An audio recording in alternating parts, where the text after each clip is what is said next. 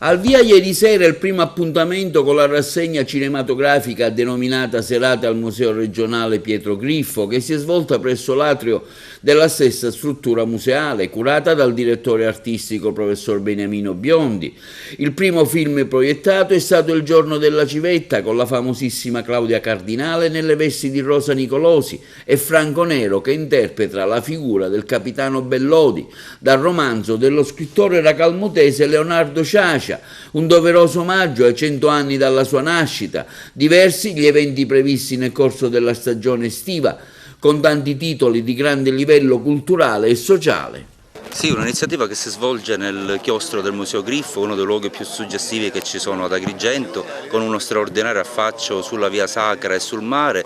nell'ora del tramonto, delle proiezioni cinematografiche che si alterneranno anche a presentazioni di libri. Un programma molto interessante, anche di grande impegno culturale, che soprattutto dal punto di vista cinematografico punta l'obiettivo sui film di impegno civile. Quest'anno ricorrono i 100 anni dalla nascita di Leonardo Sciascia, anche l'Ente Parco alla Valle dei Templi attraverso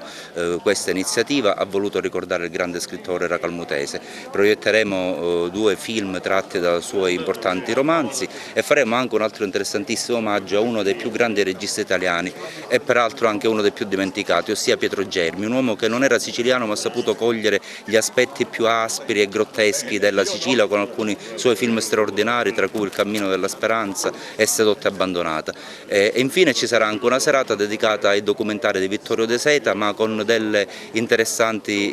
figurazioni legate anche al cinema di Pasolini e alla frana di Agrigento, quindi sarà occasione per discutere anche di centro storico in questo luogo che per certi aspetti si trova quasi tra la valle e la città. È un'iniziativa che punta ovviamente a un pubblico che ama la cultura nel senso più ampio e vivo del termine, ritenendo che si possa contribuire anche attraverso i libri e la cinematografia a produrre anche in città un dibattito civile e di impegno culturale, costituendo quelle forme di comunità che in qualche modo sono necessarie alla vita di una città. Il direttore artistico di questa rassegna, un incarico sicuramente importante anche per la tua carriera. Sì, io ringrazio il direttore del Parco Archeologico, l'architetto Roberto Cerratta, che ha voluto onorarmi con questo incarico affidandomi la direzione artistica di questo evento. Ringrazio anche il responsabile del museo, il dottor Giuseppe Avenia. L'architetto Cerratta ha sostanzialmente condiviso appieno tutti gli assunti concettuali che mi hanno guidato nell'elaborazione di questa rassegna, per cui c'è stato un rapporto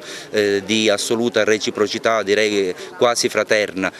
proprio perché in qualche modo riteniamo entrambi che sulle linee che sono state decise anche il parco possa dare il proprio contributo. Nelle celebrazioni certamente a Leonardo Sciascia è un segnale importante che un ente così prestigioso come il Parco Archeologico Valle dei Templi celebri